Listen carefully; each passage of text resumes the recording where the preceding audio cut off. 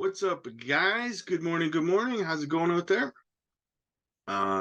Let's get right into the video this morning. Not a financial advisor, not financial advice. Make sure you guys are doing your research out there, okay? Also, guys, if you want to become a gem hunter, join the member side. Click the join button down below. Gets you exclusive content. Get in early on projects like Caspa, Taraxa, Space, things like that. Layer 1s, Layer 2s, AI projects, gaming, metaverse, you name it, smart contracts. We get in early, we make our money, we get out. Also, guys, you get one-on-one video calls with me. We go over your portfolio, we talk crypto, answer all your questions, help you create a plan going into the next bull run. Let's get into it here. Bitcoin, 29.5, guys, 29.5. Very good. XRP up another 7.1%. Caspa, little pump, 2.2%. Everything's pretty much green for the most part, guys. Even Gala's having a nice little pump there, up 2%. What do we got over here? SEI network up 4.5%. Jasmine is basically even on the day. Yeah, nice little look at Dion protocol. Nice little pump there, 13%. Stacks still up 11 and almost 12% for Stacks. Was up like 23% last night. DCAs, guys, obviously Taraxa. I'm still going to say Caspa's not a bad DCA opportunity. Probably Jasmine. Those would be my DCAs this morning. Let's get into it here. The agony of defeat when Ripple ruins your birthday week, when the courts keep exposing your lies and a lack of allegiance to the law. Oh, Gary, kind of the same way Gary ruined, or not Gary, but the SEC ruined Christmas 3 years ago for XRP holders and Ripple. So no sympathy from me, Mr. Fish Out of Water. Elizabeth Warren's campaign rushes to blame crypto for nuclear weapons existing at the same day as the SEC's embarrassing surrender. Look at this ridiculousness. Need for crypto crackdown to stop. Like, really? Like, unbelievable, man. It's embarrassing. You guys in the States, I'm in Canada, guys, but you guys down in the States, you got to vote these people out of office, man. You got to stop voting for these people. Bitcoin price broke 30,000 this morning, or the last night, depending on where you are in this world. So very bullish news there. Can it continue to break above that level? We will find out. Guys, now I brought this up because, listen, I'll read it first, okay? Below is likely the correct read of the Ripple dismissal. Instead of the bull signal it might appear, it's really the SEC wanting to appeal the programmatic sales and service grants holdings immediately. And the tweet is, the SEC has voluntarily dismissed the case against Ripple senior executives. This means they can proceed to appeal the Ripple decision much sooner. Otherwise, they would have had to wait until the conclusion of the trial in late spring. Now, while this is partially true, guys, yes, they can and likely will now make their appeal official once they go through the remedies phase of this case. Now, I mean, all signs point to the fact that they will do that. I mean, why would they apply for the interlocutory appeal if they weren't going to appeal after the case was over, right? Now, all that being said, listen, not just in crypto and investing, guys, but in your life, right? In life in general, these kind of people, you don't want them in your life. If you have people like this in your life, you have to get rid of them because they are a weight holding you down, right? Now, these what I'm talking about when I say these kinds of people, right? These people, clearly, these two individuals are very against XRP and Ripple. They don't like XRP and Ripple, right? For whatever their reasons are. But the problem with those kind of people is that no matter what happens, no matter how good the news is, they say, I hate Ripple. I hate Ripple. I hate XRP. It's an S coin. It's going nowhere. It's crap. It's garbage, blah, blah, blah, right? And then no matter how many times good things happen, that proves that the narratives against Ripple and XRP are wrong, right? Ripple's won 3 times in court against the SEC. 3 major victories, possibly 4 if you include the Hinman emails being released after they appealed that like 7 times in a year. You know, but no matter how much good comes from whatever project it is that they hate, right? No matter how much evidence and proof and stuff comes forth against their narrative, they will still be unable and incapable of changing their opinion or pivoting from their negative thoughts against whatever it is that they're against. And this applies to life in general, guys.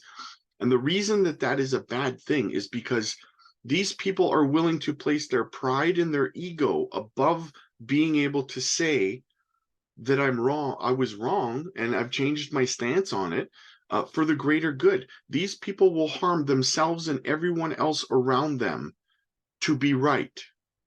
Being right matters more to them than anything else. It doesn't matter how much proof flies in the face of their narrative and destroys their narrative, they will still stick to their guns because they're incapable of saying, I was incorrect, right?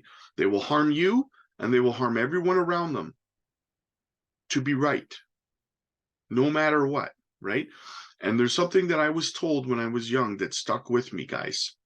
And I apply this to all aspects of my life, whether it's my marriage, my work, whatever it is, right? You have 2 choices. You can be right or you can be happy. Some people choose to try to be right no matter what. And those are the kind of people you have to get out of your life, right? They are a sinking ship that will take you and everyone with them down just to try to be right at the end of the day.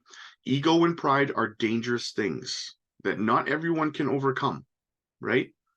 For some people like me, it's easy. If I do a video and I say something and it turns out I was incorrect, or you know, I pivot from my stance based on new information, I come out and I say, I don't take down the original video that I said where I was wrong. I do a new video and say, hey, I was wrong. It doesn't bother me to say I was wrong. I'm wrong a lot. We're all wrong a lot. The problem is some people can't admit that they're wrong. So not to get too deep into a rant, guys, these kind of people you don't want in your life is what I'm trying to get across to you, right? Save yourself the stress and the heartache because you can't argue with a fool, right? So, crypto news, Phantom Foundation, the developer of the Phantom Network, has been hacked, resulting in the theft of nearly $550,000 in cryptocurrencies, guys. I've been I've been quietly been keeping an eye on the Phantom situation, and they're starting to look like a sinking ship themselves, guys. In my opinion, it's not looking good for them. I hope that they can recover and stuff, but I don't know, man. I don't know. I'm glad that I don't hold any Phantom right now. I don't know if they're going to recover. It just seems like narrative after narrative with these guys. So I guess we'll see what happens, but Joseph Lubin is charged with asset manipulation. Joseph Lubin, an Ethereum co-founder, is facing a lawsuit from over 24 former employees of Consensus, the blockchain software development firm he co-founded. The plaintiffs allege that Lubin and other parties manipulated assets in Consensus AG, a Swiss holding company, resulting in their shares becoming worthless. The assets, which included the Web3 wallet MetaMask, partly developed by some of the plaintiffs, were transferred to a new US-based firm, CSI, in 2020 to enable outside investment. The complaint argues that Lubin violated equity promises made to employees and enriched himself at their expense. CSI is now valued at over $7 million. What do you guys think? Is Lubin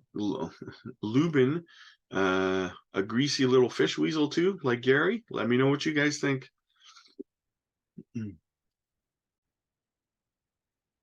Stablecoin giant Tether announced the path it will follow for transparency.